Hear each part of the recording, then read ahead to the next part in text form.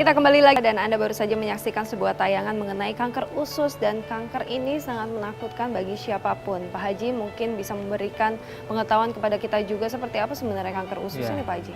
Nama yang kanker ini Disti sangat ditakuti oleh masyarakat kita. Dunia loh, bukan masyarakat lagi, dunia. Kanker tidak ada obat solusinya sampai sekarang. Solusinya dua saja. Kalau nggak di rumah sakit, kalau nggak di kuburan gitu, tanah kusir. Gitu Pak Panwa ya. Sekarang bagaimana kita menyelesaikan, menanggulangi, menyembuhkan penyakit kanker? Kita kembali lagi kepada moto Pak Haji. Likuli da'in dawaun. Tiap-tiap penyakit itu pasti ada obat. Kecuali orang tidak mau berobat. Itu kunci satu. Kanker bisa diobati. Apa saja bentuk kanker. Yang penting ada hati kita untuk berobat. Keyakinan penting. Kalau keyakinan kita yang ada dalam diri kita, itulah obat sebenarnya. 50% adalah keyakinan dulu, baru ramuan-ramuan herbal yang dipakai. Tapi jangan salah, ramuan herbal yang kita pakai bukan mengandung efek samping, bukan ada kimia, bukan ada kontroversial. Jadi yang jelas, carilah yang herbal yang betul-betul yang bersih. Jangan ada yang kontroversial, jangan ada yang pakai yang aneh-aneh itu. Yang jelas, kebanyakan sekarang herbal itu pakai yang aneh-aneh. Kita nggak perlu pakai aneh-aneh sekarang. Penting keyakinan, dan berikanlah kepada masyarakat bagaimana mengobati dia sakit, bagaimana dia harus ditolong, terutama pakai herbal yang alami. Kalau sakit misalkan contohnya dia mengeluarkan darah, tidak bleeding terus darahnya, atau dia mendatang bulan sering terlambat atau sering datang cepat, itu daun sirih obatnya. Kan macam-macam ada. Daun sirih itu antitoksin, dia bisa menghancurkan penyakit yang ada dalam tubuh kita, menghilangkan racun-racun dalam tubuh tadi.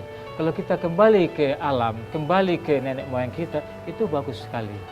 Zaman sudah berubah, tapi sudah ada yang di packing sekarang, sudah ada dikemas, dibuat modern. Jadi yang jelas, dalam pengobatan herbal, kita cari yang betul-betul alami dan natural. Tapi jangan salah, kemana kita harus berobat harus yakin, biarpun ke modern, biarpun ke herbal, kita harus ada keyakinan. Kalau tidak punya keyakinan, tidak akan ada kesembuhan. Ya, betul sekali. Pak Fatma, tadi sebelumnya juga Bapak bilang masalah pencernaan itu Bapak pernah alami. Bisa diceritakan kita seperti apa masalah pencernaan yang Bapak alami itu?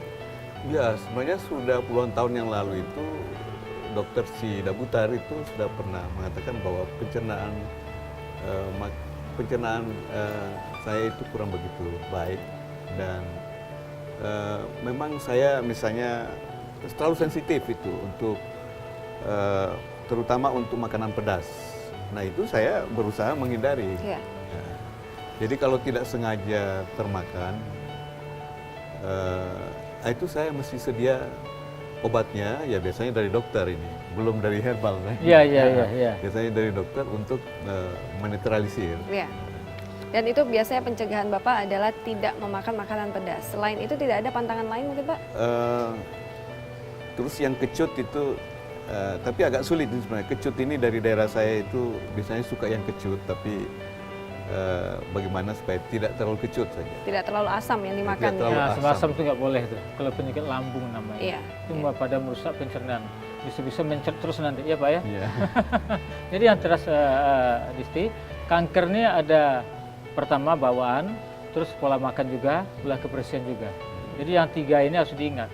Sebenarnya zaman-zaman kita dulu Pak ya, zaman-zaman kakek-kakek saya dulu, itu nggak ada nama kanker Bu Dokter. Ya, tapi zaman sudah berubah, banyak kanker inilah kanker itu, mengikuti zaman kan gitu. Tapi pasti ada dan solusi semua. Yang jelas obat kanker ini pasti ada.